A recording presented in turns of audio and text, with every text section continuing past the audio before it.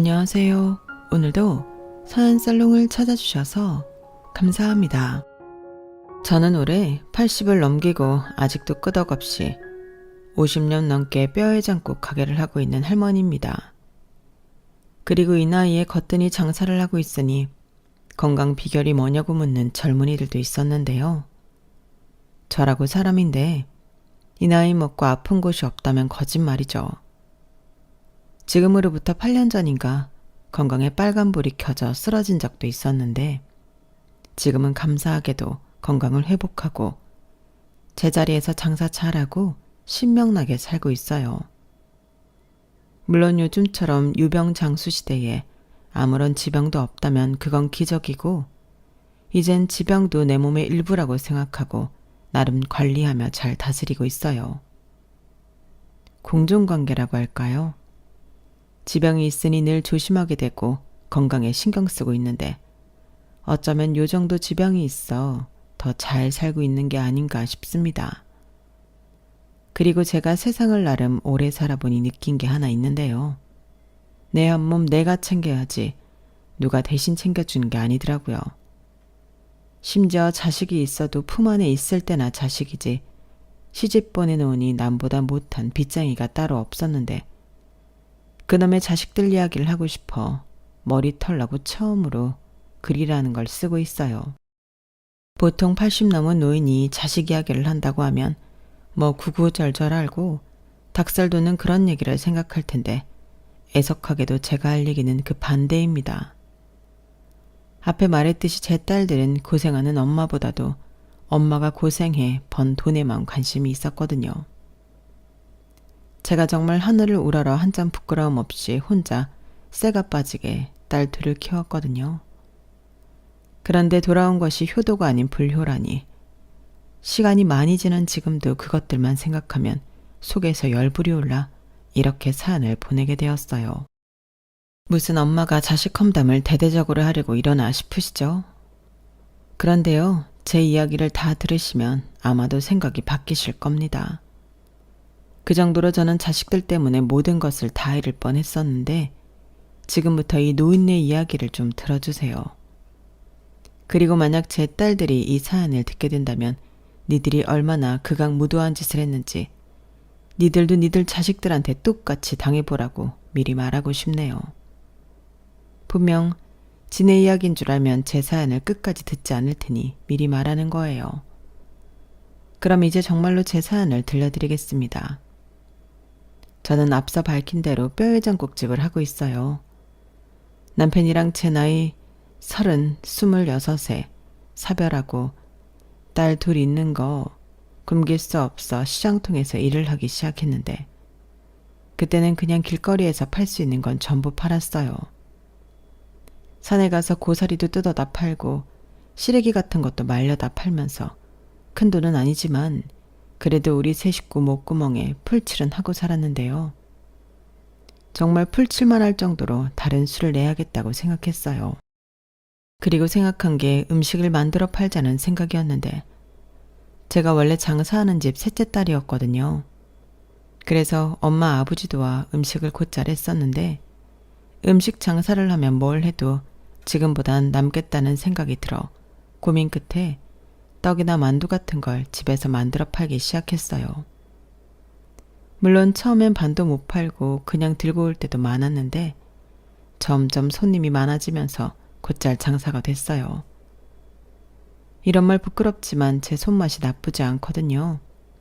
그리고 그렇게 떡이나 만두를 팔기를 한 3, 4년 했나? 이젠 조금 더 나아가 석유 고루를 두고 만둣국과 떡국 그리고 칼국수를 팔기 시작했어요. 그게 시작이었죠. 시장 사람들은 새벽부터 일을 시작해 늦게까지 일을 했기 때문에 제가 그 시간에 맞춰서 따끈한 국물이 있는 음식을 파니 장사가 정말 잘 됐어요. 어떨 때는 재료가 없어 팔고 싶어도 못 팔고 아쉬운 마음을 뒤로 한 채 집으로 돌아와야 했는데 사람들은 제 음식이 싸고 든든하다며 좋아해줬어요. 그리고 제가 젊은 나이에 남편도 병으로 잃고 어린 두 딸을 끼우고 있다는 사실이 알려져 감사하게도 한 그릇이라도 더 팔아주려 마음을 써주시는 분들도 많았는데요. 그래서 그 덕에 예전에 비해서는 형편이 조금 나아졌죠. 그 당시 남편 병원비 쓰고 겨우 남은 돈으로 화장실도 없는 단칸방을 얻어 살았는데 기집애를 둘이나 키우고 있는 제 입장에서는 그게 여간 불편한 게 아니었어요. 그래서 돈을 벌어 방과 주방이 분리된 곳을 얻을 수 있었는데요. 그때도 화장실은 공용으로 써야 했었죠.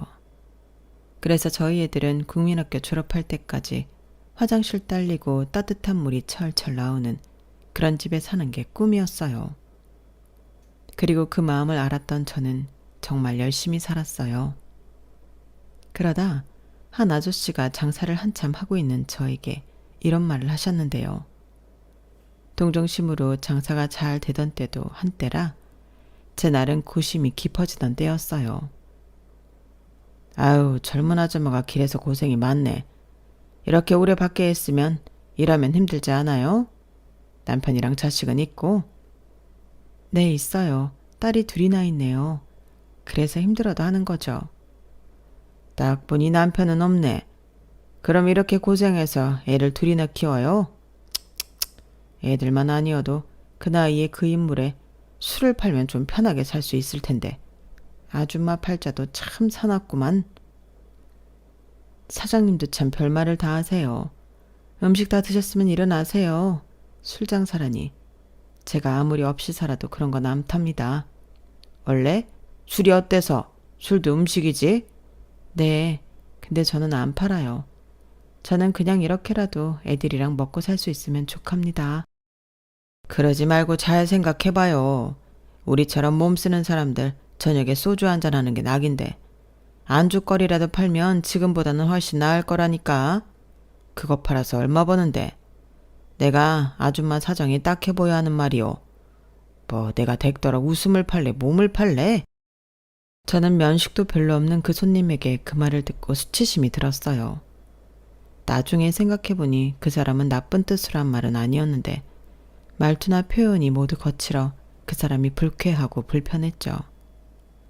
그래서 며칠은 그 손님은 오지 않았으면 좋겠다는 마음으로 연신 두 눈을 굴리며 장사를 했었는데 어느 날부터 저녁 시간에 손님이 뚝 끊기다시피 오지 않았어요. 참 이상했죠. 왜일까? 이젠 사람들이 내 음식이 질렸나? 이런 생각을 하고 있을 때쯤 그 이유를 알게 됐어요. 시장 초입에 포장마차가 생긴 게 그 이유더라고요. 옆에서 지나가면서 슬쩍 보니 포장마차라고 메뉴가 특별할 건 없었는데 그 불쾌한 손님 말처럼 술을 마실 수 있다는 게 손님을 끌고 있는 것 같았어요. 그리고 그날부터 저는 고민하기 시작했는데 손님이 줄어들면 아무래도 수입이 줄어 곤란해지니 저도 무슨 수를 내야겠다고 생각하게 됐죠. 그러다 애들이 하도 고기 먹고 싶다고 졸라서 정육점에 가게 되었는데 돼지 잡뼈라는 게 있다는 걸 알게 됐어요. 보통 소뼈는 비싼데 돼지뼈는 갈비가 아니고서는 아주 저렴하더라고요. 그래서 그걸 사와 내내 끓여봤는데 돼지뼈에서도 뽀얀 국물이 나왔어요. 물론 소뼈 같은 진국은 아니었지만 이 국물로 뭐든 할 수 있을 것 같았죠. 그리고 뼈에 붙어있는 고기 살점도 있고 그래서 제 방식대로 시래기도 많이 넣고 당면도 넣어 돼지 뼈국을 끓여 팔았는데요. 사람들이 돼지고기긴 해도 고깃국에 밥을 말아 먹으니 더 든든하다며 아침이고 저녁이고 심지어 점심에도 와서 먹는데 예전에 만둣국 같은 걸 팔 때랑은 완전히 달랐어요. 이건 뭐 냄새부터 달랐으니 사람들이 싼 가격에 배를 채우겠다고 몰려오더라고요. 그리고 저는 내친 김에 저녁에 소주랑 편육 같은 걸 썰어 팔기 시작했는데 그것도 반응이 엄청 좋았어요. 젊은 세대기 이런 생각을 어떻게 했냐며 칭찬이 자자했죠. 하지만 제가 길에서 장사를 했잖아요. 그래서 한계가 있었고 또 누가 신고를 했는지 위생 어쩌고 하면서 구청에서 사람이 나오기도 했는데 이렇게는 장사를 할 수 없을 것 같았어요. 그래서 가지고 있는 돈 탈탈 털고 일수 찍는 사람한테 돈도 빌려 시장에서 거리가 좀 떨어진 모퉁이 작은 골목에 식당을 차리게 되었는데요. 처음에는 식당이 여기 있다는 걸 알리기 위해 노력을 많이 해야만 했어요. 제가 봐도 여기까지 와서 밥을 먹을 사람은 없어 보였거든요.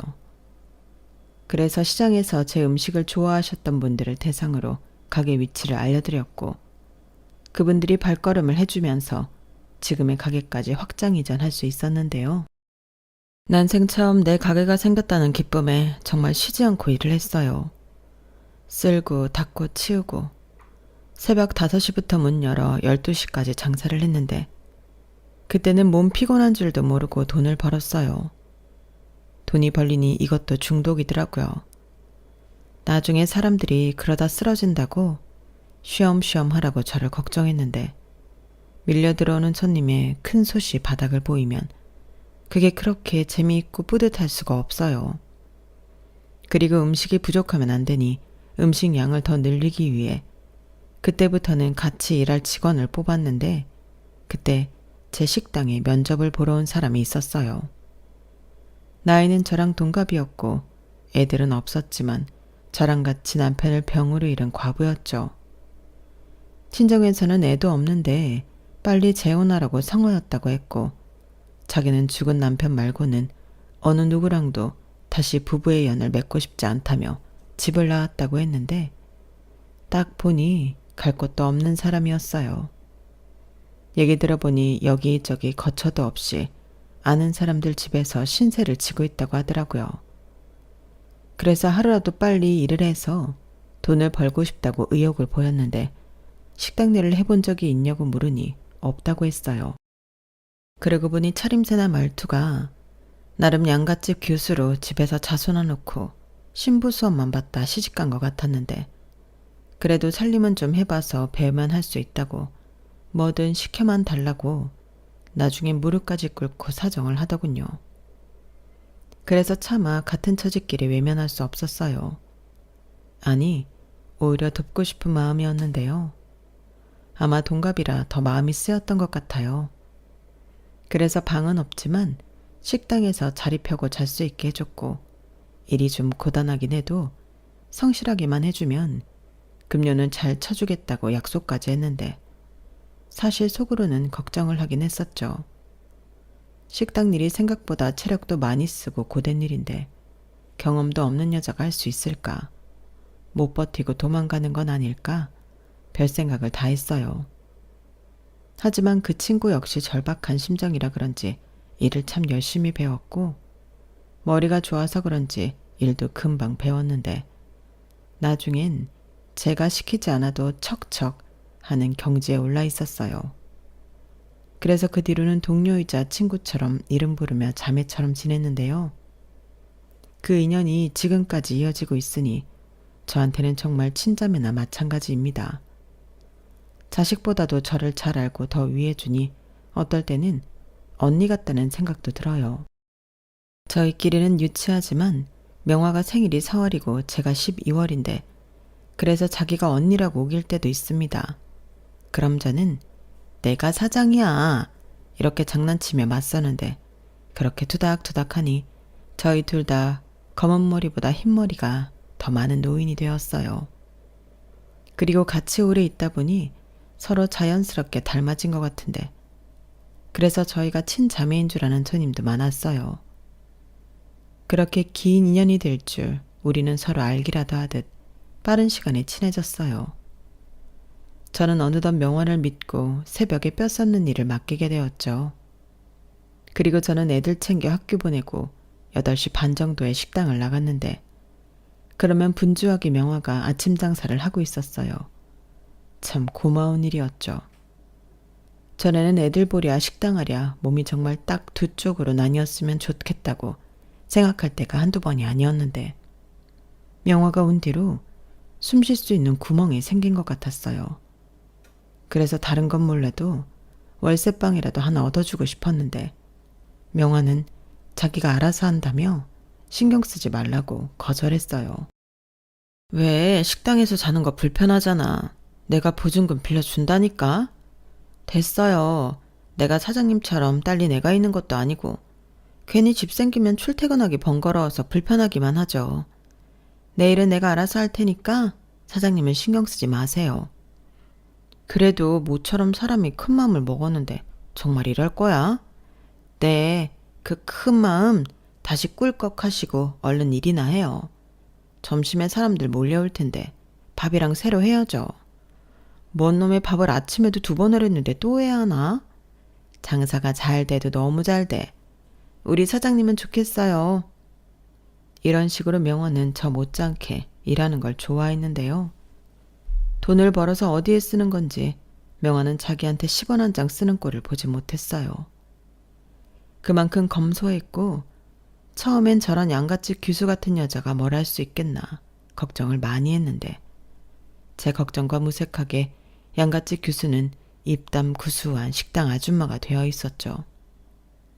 시간이 또 환경이 사람을 저리 바꿔놓더라고요. 그래도 식장이 잘 되어 저도 명화도 참 다행이었는데 저희 애들 중학교에 갈 무렵 저는 큰 결심을 했네요. 지금 하고 있는 가게를 입지가 좋은 곳으로 확장 이전하고 영업시간도 24시간으로 바꾸기로 한 거예요. 물론 직원도 넉넉히 뽑아 저도 명화도 숨 좀 돌릴 생각이었는데 제일 중요했던 건 명화의 허락이었네요. 아무래도 제가 혼자 다 할 순 없으니 저 다음에 책임과 관리 감독을 해줄 사람이 필요했거든요. 그리고 그건 두말할 것도 없이 명화였는데 명화는 아주 쿨하게 월급 올려주면 그렇게 하겠다고 제 뜻을 받아줬어요. 그리하여 저는 지금 위치로 가게를 확장 이전했고 저희 가게에 오시던 손님들은 이제 24시간 영업을 한다는 것에 많이 좋아했는데 특히 새벽에 일이 끝나시는 분들이 이젠 새벽에 일 끝나도 뼈에 장국에 소주 한잔 할 수 있게 되었다며 좋아하셨어요. 그러게 참 다행이고 감사하게 장사가 잘 되었고 저는 거기서 돈을 바짝 벌어 2딸들 학원에 과외에 남부럽지 않게 교육비도 쓰고 대학도 전부 4년제로 휴학도 한 번 없이 졸업시켰는데요. 고생은 엄마가 할 테니 너희들은 엄마처럼 살지 말고 당당하게 자기 능력 인정받아 살길 바랬어요. 물론 좋은 남자 만나 행복하길 바랬죠. 그리고 그것들은 제 바람대로 각자 살궁리 잘하고 남자도 만나 하나 둘 번호표 받은 것 마냥 시집을 갔는데요. 아빠 없이 컸다고 무시당하지 않게 혼수며 예물이며 빵빵하게 해주고 남편한테 기죽지 말라고 두둑하게 지참금도 챙겨서 보냈는데요. 그렇게 딸 자식 잘 키워 시집 보내놓으니 저는 좋은 시절 다 보낸 억척스러운 중년의 아줌마가 되어 있었어요. 염색하지 않으면 흰머리가 검은머리를 덮을 지경이었는데 그래도 명화라는 친구를 만나 그나마 다행이었죠. 명화는 저랑 동갑임에도 서열을 꼭 지키는 융통성 없는 사람이었는데 저는 그 점이 더 믿음직하고 좋았어요. 그리고 사람이 의리가 있는 게 그만큼 돈 벌고 제 앞에서 장사하는 거 봤으면 자기 가게 욕심 낼 만도 한데 명화는 그러지 않더라고요. 오히려 제가 명화 네가 2호 좀 할래? 니캉 내캉 서로 사장 소리 들으면 좋잖아 라고 농을 치면 됐어요. 나는 사장 팔자 싫고 따박따박 월급 들어오는 월급쟁이 팔자가 좋아요 라고 했는데 처음엔 정말 그런 줄 알았지만 시간이 지나고 생각해보니 명화도 저랑 떨어져 지내는 게 싫었던 게 아니었을까 생각합니다. 그만큼 저희 둘이 서로에게 의지를 많이 했거든요. 그리고 저는 카운터를 통으로 명화에게 맡길 만큼 그 신뢰도가 두터웠는데 한 번은 제가 심한 몸살 감기에 걸려 힘든 날이 있었어요. 사장님은 괜히 다른 사람들한테 감기 옮기지 말고 쉬어요. 내가 가게는 알아서 볼 테니까 라고 저를 강제로 집에 보내는 등 말이 직원이지 가족과도 같은 존재였죠. 저는 그런 명화가 참 좋았죠. 융통성은 꽝이었지만 뼈 곡물처럼 진국인 게 저런 사람이 우리 가게에 와줬다는 것 자체가 저에겐 선물이라고 생각했고요. 그리고 그걸 알아갈 즈음 저랑 명화는 사이좋게 환갑을 넘기고 칠순을 넘겼어요. 솔직히 이 정도 나이가 되니 돈도 벌 만큼 벌었고 이제 일 그만하고 쉬어도 되지 않을까 생각하게 됐어요. 그런데 참 요상한 게 그런 생각이 들면 들수록 늘 손에 잡히던 일들을 놓을 수 없었는데 내가 없으면 이 가게는 어떻게 되나? 아니, 내가 이 가게를 접으면 내 음식을 좋아하던 손님들은 어떻게 되나? 별 생각이 다 들었어요. 그래서 명화한테 고민 상담이랍시고 막걸리 한 잔을 하고 있는데 명화가 그러더군요. 그것은 사장님 생각이 중요하지. 사장이 접으면 끝이고 사장이 계속하면 계속하는 거고. 아니 그러니까 명화 네 생각을 말해보라는 거지. 우리 이제 70이다. 이 정도 나이 먹었으면 쉬어야 하지 않아? 그래요 그럼 가게 접고 쉬어요. 근데 막상 접으려고 하니 솔직히 우리 가게 아깝잖아. 오는 단골도 많고. 그리고 내가 이 나이에 일도 없이 뭔 재미로 살아? 그럼 어쩌자고요? 하고 싶으면 하고 하기 싫으면 그만두는 거지. 왜 사장님 마음을 나한테 물어요? 그니까 나는 명화 너는 어떤가 싶어서 묻는 거야. 계속 일하고 싶어? 그것은 뭐 사장님이 하면 하는 거고. 에이 진짜 사람이 왜 그래? 저는 답답해서 순간 버럭하고 짜증을 냈어요. 그러자 피식 웃던 명화는 한참 뜸을 들이다가 슬기운을 불어 이렇게 말했어요. 나는요, 사장님이 하고 잡은 게 있으면 무조건 거기 붙을 거예요. 나 살려주는 인인데 평생 따라가야지. 그러니까 나는 상관 말고 사장님 하고 싶은 대로 하시오. 재미없는 사람. 내가 무슨 은인이야. 그럼 그놈의 사장 소리 좀 집어치우고 은자야 하고 불러봐. 말도 좀 놓고. 그럼 안 되죠. 엄연히 사장이고 직원인데 나중에요. 사장님이 사장 아닐 때 그럽시다. 그럼 명화한테 사장님 소리 안 들으려면 가게 때려치워야겠네. 그래, 결정했어. 저는 그때 무슨 마음인지 그런 마음이 탁 하고 먹어졌어요. 그런데 40년 넘게 한 가게를 한순간에 접을 수는 없었고 직원들도 그렇고 슬슬 저도 정리를 먼저 해야겠다는 생각이 들었어요. 한번 쓰러지고 난 뒤로는 내가 언제 갑자기 죽을 수도 있다는 생각이 들었거든요. 그래서 딸과 사이들을 모두 불러 재산 정리를 하려고 했죠. 제일 꼴불견인 게 장례식장에서 부모 재산 가지고 싸우는 것들인데 제 자식은 그러지 않길 바랬거든요. 그리고 어차피 물려줄 재산인데 살아있을 때 정리해주고 싶었는데요. 마침 두 딸들에게 고등학교 다니는 손자, 손녀들이 있어서 돈이 필요할 때기도 했어요. 그래도 시집간 뒤 용돈 준 적은 없어도 용돈 달라고 한 적은 없던 착한 딸들이었는데 엄마가 죽기 전에 크게 한 번씩은 도와주고 싶었죠. 그런데 말입니다. 참 이상한 게 제가 재산 정리하자고 하니 처음에 딸들이 콧방귀도 끼지 않았는데요. 뼈에 전국 팔아서 얼마나 벌었다고 재산 정리를 하며 저더러 일 그만하고 그 돈 다 쓰고 100살까지 살라고 하더니 제가 통장이랑 땅 문서, 건물 등기 권리증을 보여주자 눈이 튀어나오게 놀라며 저를 한참이나 얼이 빠진 모습으로 쳐다봤어요. 그러자 큰 사위가 먼저 입을 열었는데요. 장모님, 정말 이것들이 전부 장모님 재산이에요? 말도 안 돼. 우리 장모님 갚으셨네. 엄마는 도대체 언제 재산을 이렇게나 모은 거야? 그랬으면서 나한테 아무 말도 안 하고. 내가 이래봐도 큰딸인데 정말 서운하다. 나 힘들게 사는 거 뻔히 알면서. 서운하긴 뭐가 서운해. 그리고 너 힘든 건 네 문제지. 넌 아직 젊잖아. 서방도 있고. 뭐래. 지금 엄마 남편 없이 혼자 고생했다고 이러는 거야? 내가 남이야? 엄마 딸이잖아. 다른 엄마들은 자식이 돈 없어서 고생하면 빚이라도 내서 도와준대. 근데 엄마는 이렇게 재산도 많으면서. 언니는 왜 엄마한테 그래? 무조건 자식이라고 다 해줘야 하는 건 아니지. 그럼 잘 사는 자식은 한 푼도 받지 말라는 거야? 이제라도 공평하게 나누면 되겠네. 그래요 처형. 이제라도 장모님 도움받게 되셨는데 잘 된 거죠. 장모님도 다 뜻이 있어서 그런 거예요. 그렇죠 장모님? 그러니 너무 서운하게 생각하지 마시고 어떻게 나누면 될까요? 그리고 나눈다면 언제 주시는 거죠? 나처럼 장사꾼 아니랄까봐. 왜? 지금 당장 줬으면 좋겠나?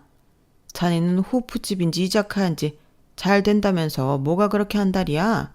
다 알아서 줄 텐데. 그럼요. 저는 급하지 않아요. 언제 주셔도 감사하죠.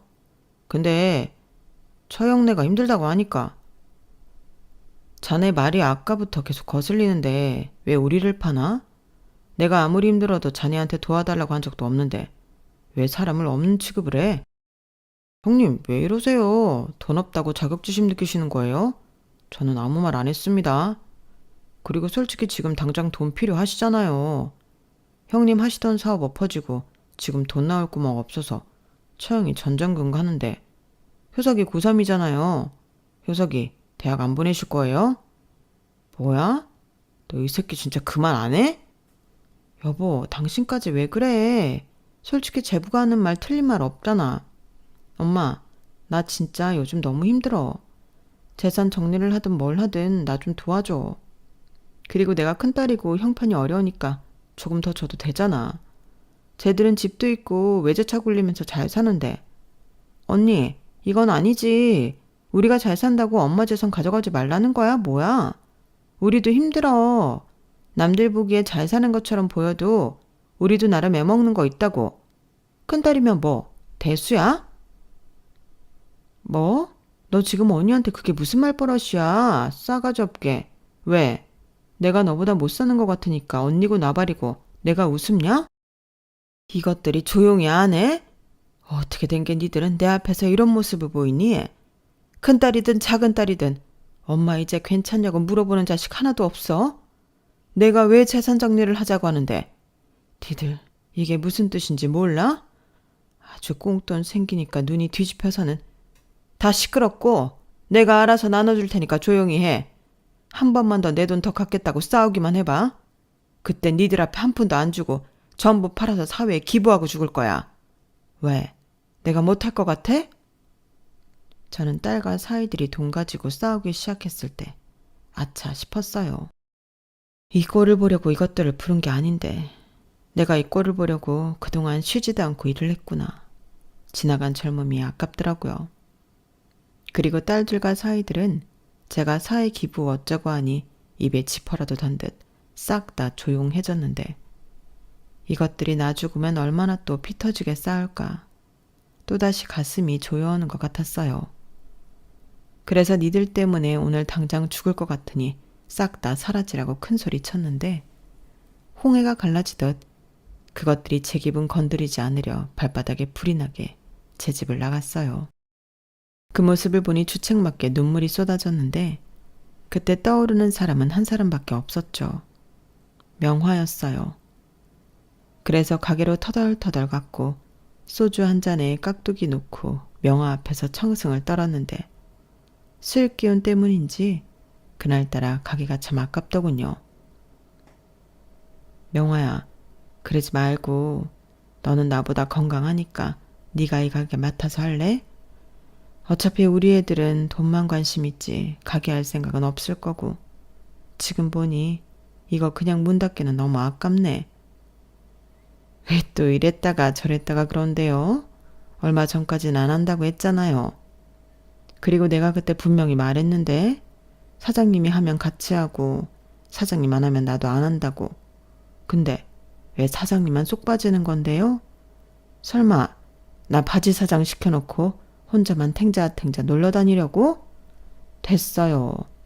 내가 남편이 있나? 사장님처럼 건사할 자식이 있나? 나도 돈 벌 만큼 벌었고 미련 없으니 그냥 사장님이 100살까지 하시다가 죽이 됐든 밥이 됐든 자식들한테 줘요. 지금까지 내가 뭐 어디로 들었어? 그것들이 내 돈에만 관심이 있다니까? 다 나이 먹으면 달라져요. 사장님이 100살까지 살면 자식들 나이가 몇인데 그나마 자식들도 장수하지 않은 한 장사도 몇 년 못하겠네. 지금 나 놀려? 나는 심각해 죽겠구만. 심각할 게 뭐가 있어요? 사람이 한번 쓰러졌다고 심장이 콩알만해졌나. 지금이라도 관리하고 조심하면 100살까지 충분히 살지. 그리고 이 가게를 이렇게 좋아하는데 정리는 무슨. 됐고 그냥 지금처럼 신나게 돈이나 벌고 이제 좀 돈 좀 쓰고 그러고 살아요. 뭐 이쁜 자식이라고 그 돈을 다 줘? 고생한 보람도 없이. 보람이 왜 없어? 나는 매일매일 보람이 있어. 그리고 가게가 잘 돼서 명화 너랑 이러고 있는 거잖아. 생각해보면 월급이랑 보너스 준 거 말고는 해준 것도 없는데 이 가게라도 받으라니까. 됐다고요. 막말로 내가 먼저 가면 어쩌려고? 나는 물려줄 자식도 없는데. 아유, 농땡이는 이제 그만 쳐야겠네. 사장님은 오늘 손님으로 왔지만 난 근무 중이니까 갈 때 소주값 내고 가요. 저는 명화의 말에 어이가 없어서 웃음이 나왔어요. 아니, 내가 사장인데 술값까지 내고 가야 합니까? 누가 고지식한 사람 아니랄까봐. 그래도 저런 심지 때문에 제가 저 친구를 의지하는 건데. 저 친구한테 100살까지 가게를 하라는 말을 들으니 생각이 많아지더라고요. 그런데 복잡한 생각이 제 정리가 되기도 전에 제 의지와는 상관없이 일이 흘러갔는데요. 큰딸이 거의 매일 와서 저를 졸라댔어요. 어차피 자기랑 남편이 지금 하는 일이 없으니 가게를 나와서 돕겠다는 건데요. 저더러 월급을 달라고 하더군요. 니들이 가게에서 일을 한다고? 내가 자식이라고 특별대우 해달라는 게 아니고 다른 아줌마들처럼 똑같이 줘. 우리 당장 너무 힘들어서 그래. 우리 둘이 벌면 그래도 먹고 살 정도는 벌 수 있잖아. 그야 그렇지만 김서방은 회사에서 펜대만 굴리던 사람인데 식당 일을 어떻게 한다고. 너도 냄새난다고 식당 일을 하기 싫다고 했잖아. 지금 우리가 찬밥 더운 밥 가릴 때야. 나도 내 새끼를 위해서면 뭐든 해. 나도 엄마잖아. 저는 큰딸의 애절한 부탁에 그러라고 했어요. 다른 건 몰라도 일해서 돈을 벌겠다는데 엄마로서 그것까지 하지 말라고는 할 수 없더라고요. 그래서 특별 대우는 없으니 다른 아줌마들한테 똑같이 일 배우고 하라고 했는데 생각보다 큰딸과 사위가 일을 곧잘 하더군요. 물론 실수도 많이 하고 서툰 게 눈에 많이 보였지만 일을 악물고 버티는 게 솔직히 대견했어요. 자기 말대로 새끼를 위해서면 뭐든 하겠다고 하더니 내 딸도 엄마가 됐구나. 그런 생각도 들었죠. 하지만 5일 정도가 지나니 일이 너무 힘들다고 슬슬 불만의 소리가 터져 나왔고 버는 것보다 약값이 더 들겠다며 큰딸이 먼저 나자빠져 버리더군요. 그래서 애 핑계를 대며 자기는 나오지 않았고 사위만 나와서 일을 했는데요. 그래도 사위는 꿋꿋하게 버티려고 애를 쓰는 것 같았어요. 그리고 2달이 조금 지났을까? 사위가 저한테 할 말이 있다며 웬일로 자기 집에 초대를 했는데 제가 자식들 집에 가는 일이 진짜 거의 없거든요. 그래서 하도 오라고 해서 오랜만에 간 큰딸 집이었는데 제가 도착하니 큰딸이 제가 좋아하는 음식이라고 양념게장과 해물찜을 해놨더군요. 제가 고기 장사를 하니 좋아하는 건 생선이나 해산물이거든요. 그리고 첫째가 저를 닮아 음식 솜씨가 좋은 편이었는데 딱 봐도 먹음직스러웠어요. 오랜만에 오는 손자 녀석도 할머니가 왔다고 생글생글 웃으며 옆에 앉는데 물색 없이 그게 참 좋더군요. 그래서 맛있게 밥도 2공기 비우고 후식으로 과일도 먹으며 모처럼 엄마 대접을 받았는데 사실 그것들은 꿍꿍이가 있었어요. 저도 눈치가 백단인데 그걸 모르지 않았죠. 그리고 제 예상대로 큰딸이 먼저 제가 아는 가게를 달라고 하더군요. 엄마, 내가 이랑 상의를 해봤는데 우리는 다른 재산은 필요 없고 엄마 가게를 줘. 어차피 엄마 가게 정리하고 싶어 했다며?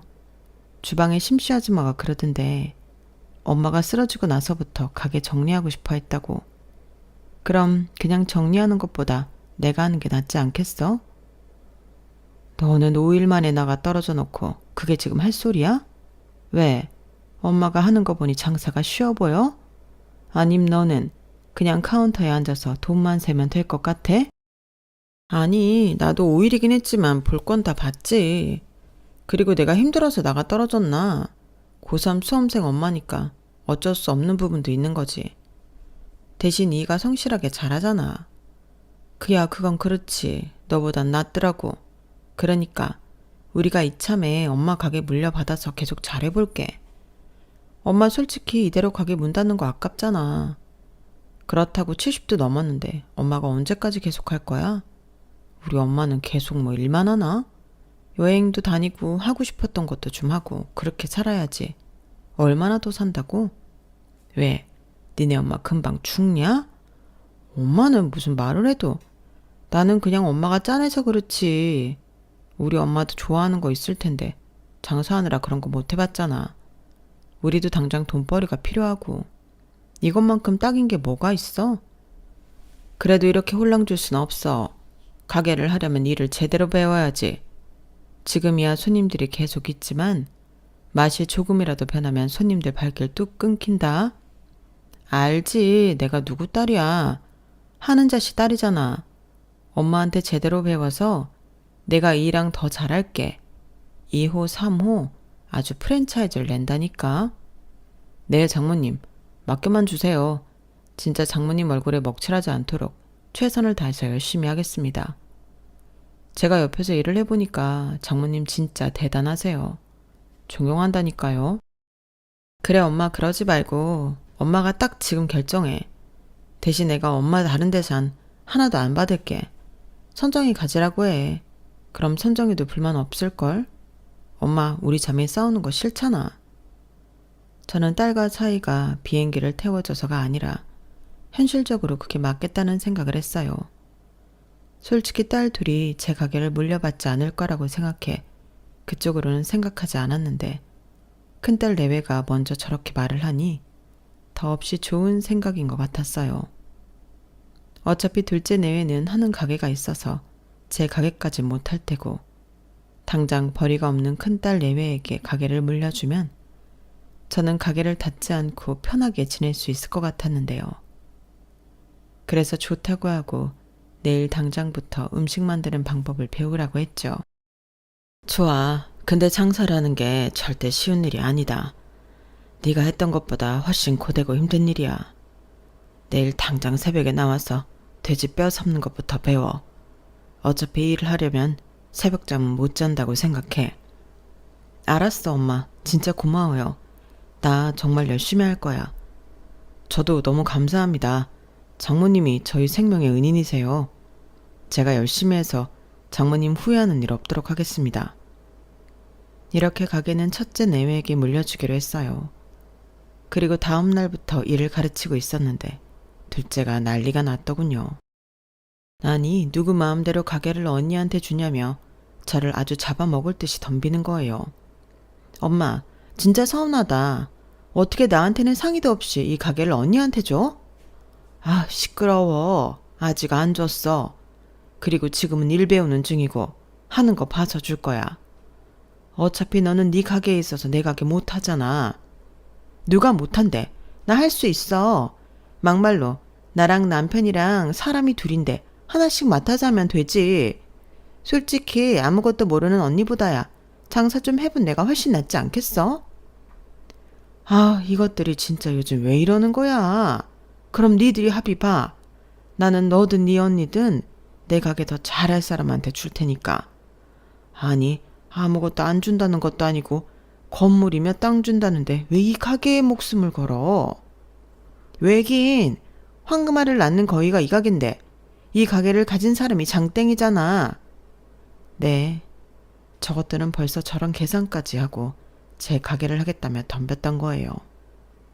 그리고 저는 뭐가 됐든 더 잘하는 자식한테 가게를 주면 그만이라는 생각에 말릴 생각도 없었는데요.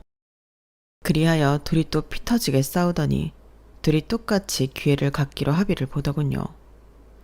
우선 생업이 있는 둘째가 지 언니한테 순서를 양보했는데 한 집당 6개월씩 둘이 번갈아 하는 걸 보고 제가 1년 뒤에 결정하는 걸로 일단락했어요. 우선 첫째가 일을 배우고 있기도 했고 먼저 기회를 잡았으니 이대로 6개월을 하기로 했는데요. 그 1년 동안 저는 왔다 갔다만 할 뿐 사장으로서 개입하진 않기로 했죠. 그 대신 명화가 제 대신 나서기로 했는데요. 큰딸 내외는 둘째네한테 가게를 뺏기지 않으려 정말 열심히 일을 배웠어요.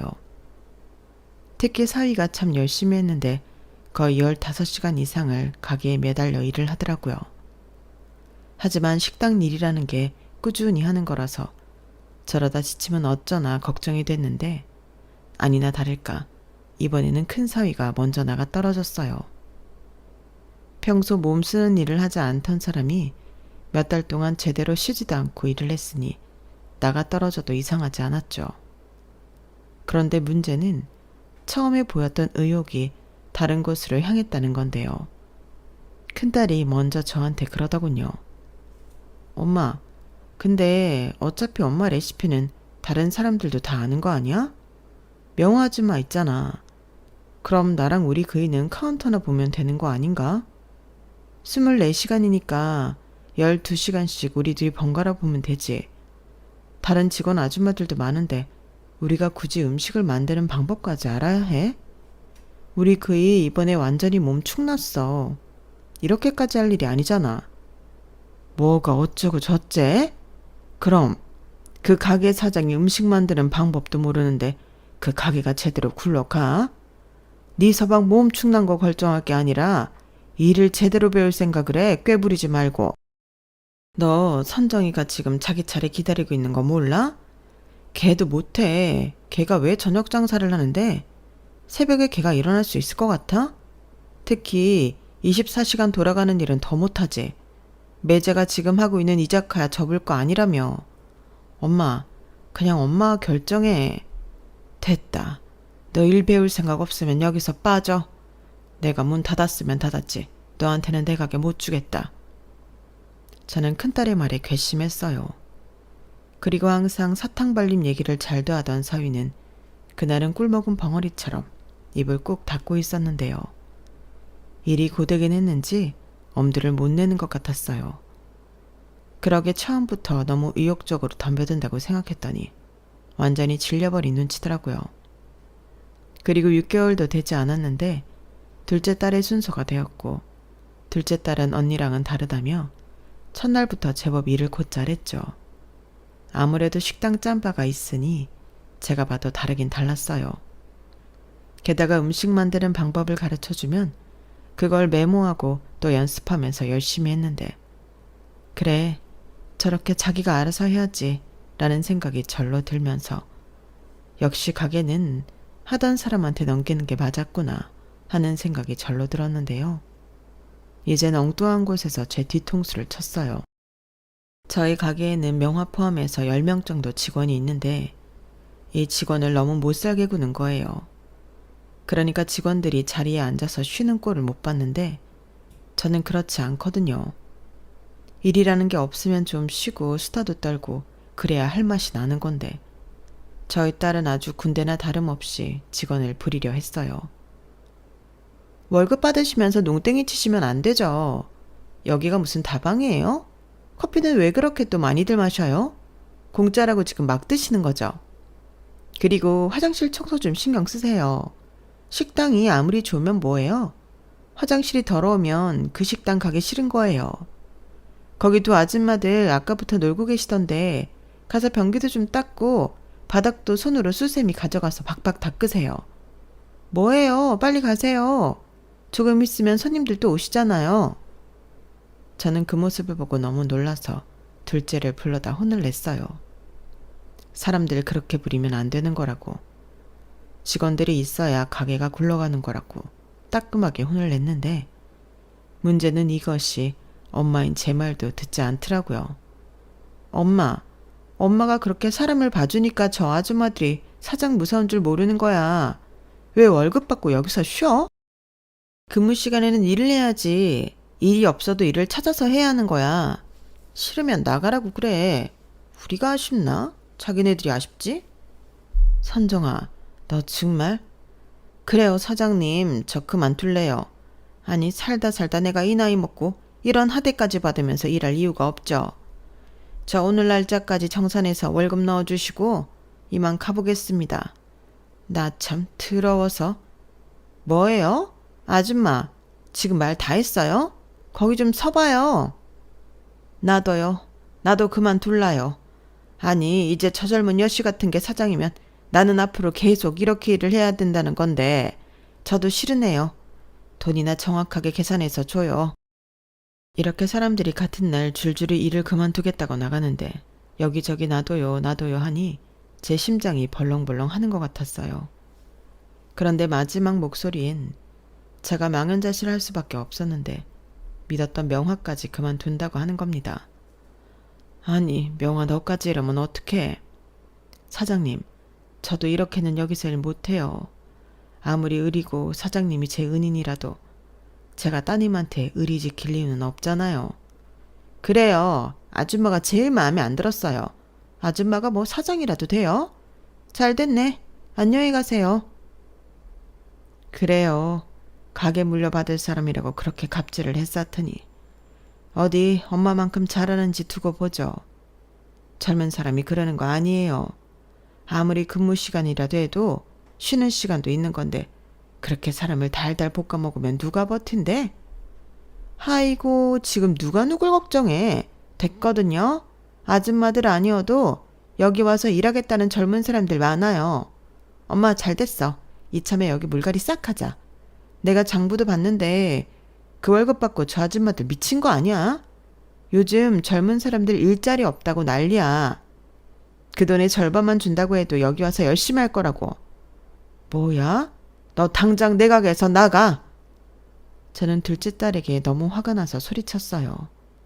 얼마나 크게 소리를 질렀는지 골이 다 흔들릴 지경이었는데 저희 가게에서 일했던 사람들은 최소 5년이 넘은 진짜 내 가족과도 같은 사람들이거든요.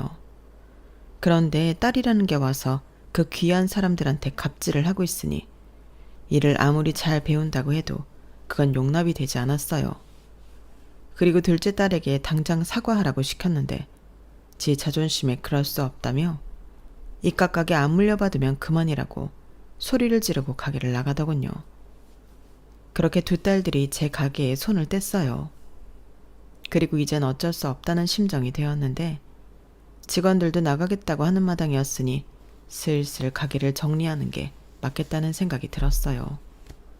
그래서 그 길로 가게를 내놨고 명화 집에 가서 오늘 있었던 일에 대해 진심으로 사과를 했는데 명화는 됐다며 삼겹살이나 구워 먹자고 신문지를 거실 바닥에 깔았어요. 사장님, 아니지. 이제 가게도 내놨으니까. 그래 은자야. 내가 네 두 딸을 보니 새삼 내가 자식이 없다는 게 그렇게 다행스러울 수가 없다. 너는 진짜 대단해. 뭐야? 이제 사랑소리 안 하는 거야? 그리고 지금 나 놀려? 놀리기는 무슨. 솔직한 내 심정이다. 그리고 가게 내놨다며. 나는 오늘 사표 냈고. 그럼 이제 우리 계급장 없는 거 아닌가? 그렇지, 계급장 없지. 그래서 너는 자식 없어서 좋다고? 그래, 나도 그 점이 제일 부럽다. 고약한 것들. 나는 솔직히 걔네들 어릴 때부터 마음에 안 들었어. 지 엄마 고생하는데 나와서 도와주는 자식 하나도 없었잖아. 대신 돈 달라고 와서 금거나 털어가고. 그렇게 금거나 털던 것들이 가게까지 털어먹겠다고 저 난리를 피우는데 야, 왜 네가 나더러 가게 하라고 했는지 알겠더라. 근데 내가 만약 그 가게를 한다고 했어봐. 내 머리털 하나도 없다. 나이 70에 그것들을 어떻게 이겨? 그래, 내 딸도 다 쌈딱이다. 그래서 정리한다고. 다 팔아서 나 가는 날까지 쓰다가 남으면 정확히 둘로 쪼개서 물려주면 그만이지. 진작에 그럴걸. 왜 괜히 재산 정리한다고 그 난리를 피웠는지. 알고 그랬나? 모르고 그랬지. 그래도 참 괘씸해. 엄마가 죽을 고비 넘기고 자기 가기 전에 정리하자고 하는 건데 엄마 마음 헤아리지 못하고 살아있는 엄마 앞에서 싸우기나 하고. 그러게 말이다. 내가 자식 농사는 대차게 망했어. 두 딸 잘 키워보겠다고 여기까지 온 건데 결국엔 더러운 꼴만 봤네. 그래도 너는 돈이 있잖아. 원래 돈이 효자고 자신감이라고 했어.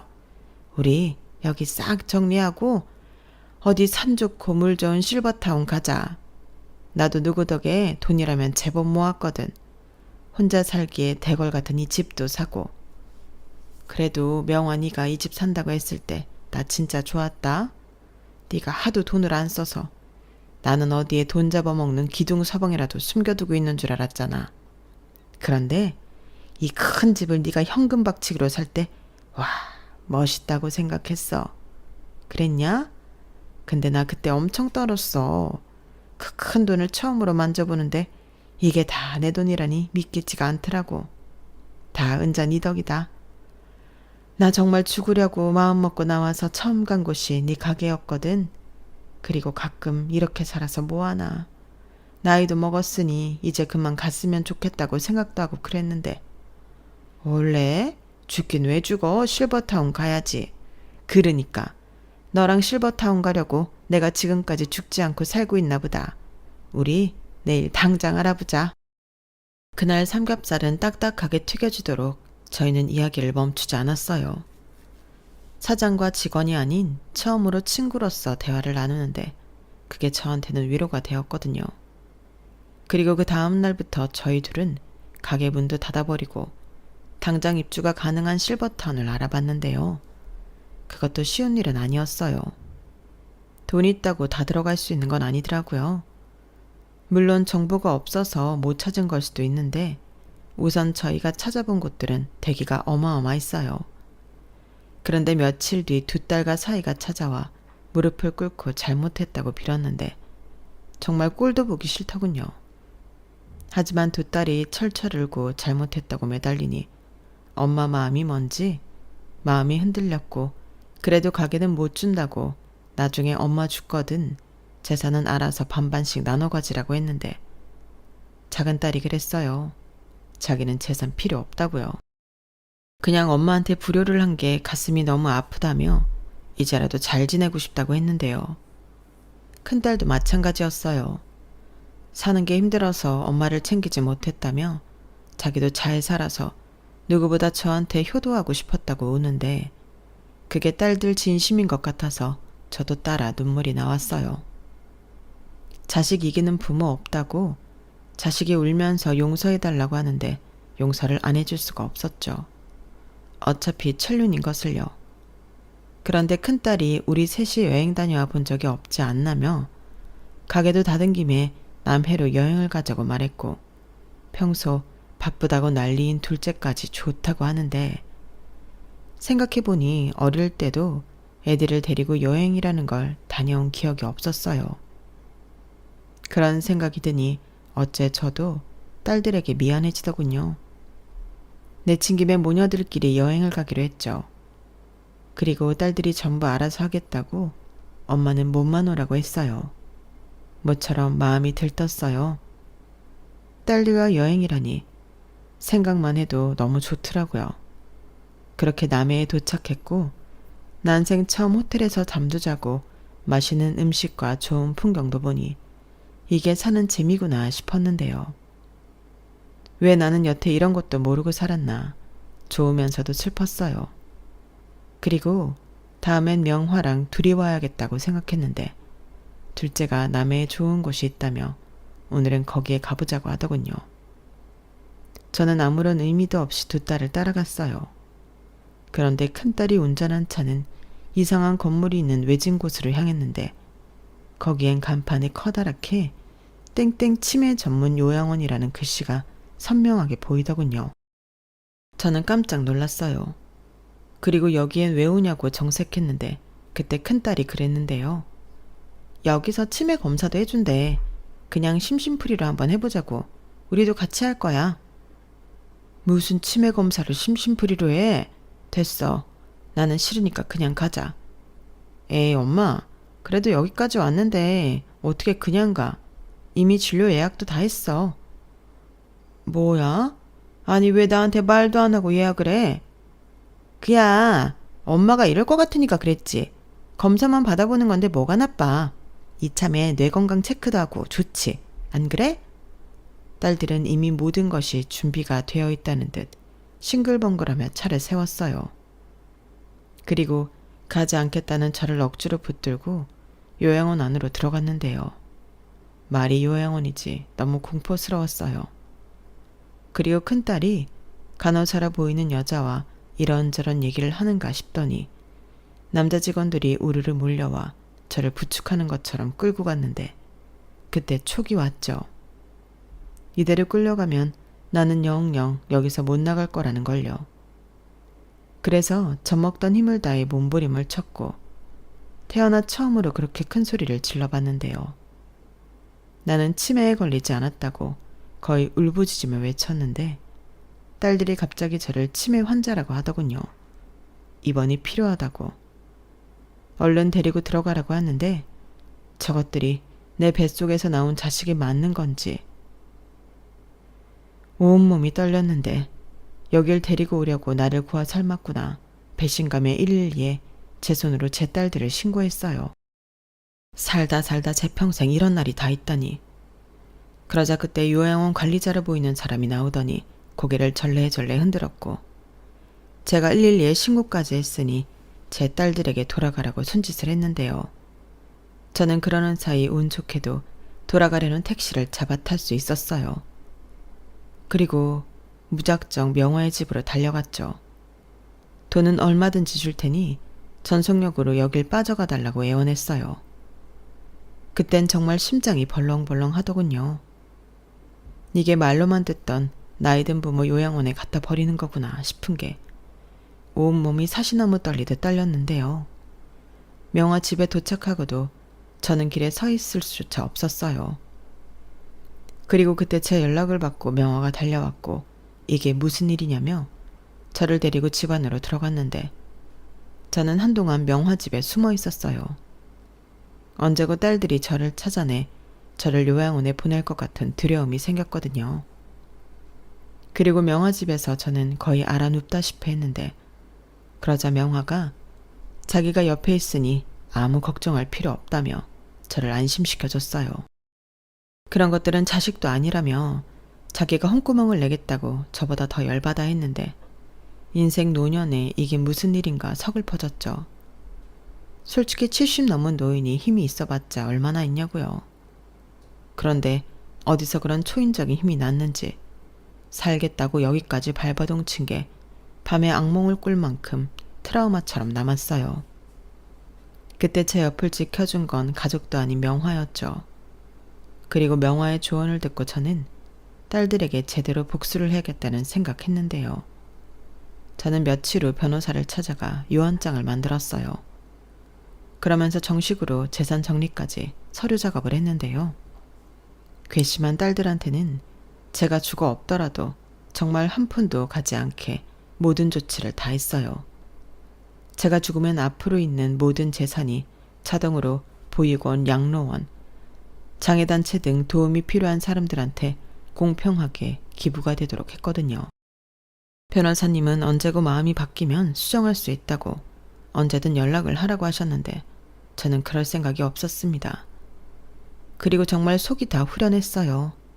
이젠 뺏길 재산도 없다고 생각하니까 겁날 것도 없었거든요. 그리고 운 좋게 적임자가 나타나지 않았던 가게는 제가 다시 하기로 했는데요. 제 인생에 이 가게를 빼면 가슴이 텅 빈 것 같아서 저는 그냥 가게를 다시 하기로 했어요. 대신 이제 24시간이 아니라 점심 장사까지만 하기로 했죠. 그러니 문 닫았다고 아쉬워하던 손님들도 다시 돌아오고 많이들 좋아해 줬는데 참 고맙더이다. 그리고 명화와 둘이 가게를 하니 다시 옛날로 돌아온 기분이 들었는데 둘 다 늙은 노인이었지만 오랜만에 합을 맞춰 장사를 하니 다시 젊은 시절로 돌아간 기분이었어요. 그렇게 아침 장사와 점심 장사만 하고 저녁에는 우리끼리 놀러 다니고 하니 참 좋더군요. 두 노인네가 가진 거라고는 돈이랑 시간밖에 없으니 얼마나 좋은지 몰라요. 그리고 저는 컴퓨터를 배우고 명화는 노래교실을 다니며 그동안 해보고 싶은 것도 전부 하고 있는데요. 뒤늦은 나이에 배운 컴퓨터지만 그 덕에 지금 이렇게 사연을 쓰고 있는 거죠. 나이를 먹어도 배운다는 건 참 즐겁고 써먹을 때가 있어 좋은 것 같아요. 그리고 앞으로 건강이 허락하는 한 좀 더 다양한 것을 배우고 도전해보고 싶은 마음이 있습니다. 이런 재미를 그 좋을 나이엔 하나도 모르고 살았다는 게 가끔 서글퍼집니다. 그때는 돈 벌고 자식 키우고 그게 제 보람이라고 생각했는데 그게 아니었어요. 그리고 그날의 사건 이후 딸들은 제가 오해한 거라며 제 전화통이 불이 나도록 빌고 또 빌었는데 저는 믿지 않습니다. 아니, 자기들을 낳아준 엄마를 그 먼 곳까지 버리러 간 것들이 무슨 염치로 저한테 연락을 하는 건지 모르겠어요. 돈 앞에 낳아준 부모도 없는 건지 정말 괘씸하고 용서하고 싶지 않아요. 그리고 보란듯이 아주 쌩쌩하게 오래오래 살아야겠다고 마음먹었는데요. 그래서 요즘은 몸에 좋다는 영양제도 꼬박꼬박 챙겨 먹고 병원도 자주 다니며 전화 명화나 건강관리에 공을 많이 들이고 있는데 그 덕인지 나이 80이 넘은 지금도 어지간한 5, 60대보다는 건강합니다. 그리고 남은 시간 의지할 친구도 있으니 저는 뭐 하나 아쉬운 게 없는 사람인데요. 간혹 자식보다 친구가 낫다고 누가 그랬는데 그 말이 정말이었어요. 그래서 마지막 바람이 있다면 저나 명화나 끝까지 건강하게 오래오래 곁에 있었으면 좋겠는데 벌써 둘 다 나이가 많으니 하루하루가 곱절로 귀할 뿐입니다. 자식들이 미우니 그 자식이 낳은 손자들도 보고 싶지 않아요. 열심히 산 대가가 이런 거라면 이렇게 지독하게 일만 하고 살진 않았을 텐데 정말 후회가 막심합니다. 저는 열심히 살아 돈은 많이 벌었을지 몰라도 행복한 인생은 아니었던 것 같아요. 만약 제가 그때 딸들과 사위한테 제가 가진 것들을 오픈하지 않았다면 이런 일도 없었을 텐데 순수하게 자식들을 믿은 제가 바보였습니다. 그래도 제 마음 한켠에는 제 딸들은 다 착하고 정직하다고 생각했거든요. 하지만 돈 앞에서는 핏줄도 또 천륜도 없었는데 지들이 차버린 복은 더 어려운 사람들에게 나눠주며 제 남은 인생은 보람있게 마무리하려고요. 무자식이 상팔자라고 저는 앞으로 그것들과 상관없이 좋은 거 비싼 거 먹고 잘 살 겁니다. 그게 고생만 하고 늙어버린 저에게 제가 해줄 수 있는 유일한 보상인 것 같거든요. 그러니 여러분들도 너무 희생하지 마시고 스스로한테 선물도 하고 그렇게 사세요. 제가 살아보니 내 마음처럼 되는 건 세상에 오직 나 하나뿐이더라고요. 그걸 조금이라도 더 빨리 알았으면 좋으련만 이제라도 그렇게 살 생각입니다. 많이 늦은 것 같지만 그래도 지금이라도 하고 싶은 거 다 하고 살려고요. 저는 그럴 자격이 충분히 있는 사람이잖아요. 제 사연은 여기까지입니다. 사연을 끝맺으려고 하니 어쩐지 좀 서글퍼지는 마음인데 부디 못된 그것들도 똑같은 쓸쓸함과 고통을 맛보고 후회하길 바라며 긴 글 읽어주시고 들어주셔서 감사합니다. 항상 건강하시고 행복하세요. 인생이 지나고 보면 순간인 것을 저처럼 후회하지 않는 그런 인생, 그런 길이길 바라겠습니다. 안녕히 계세요. 여러분, 사연 댓글에 응원과 현명한 조언 부탁드려요. 좋아요와 구독은 저에게 큰 힘이 됩니다. 오늘도 좋은 일 가득하세요.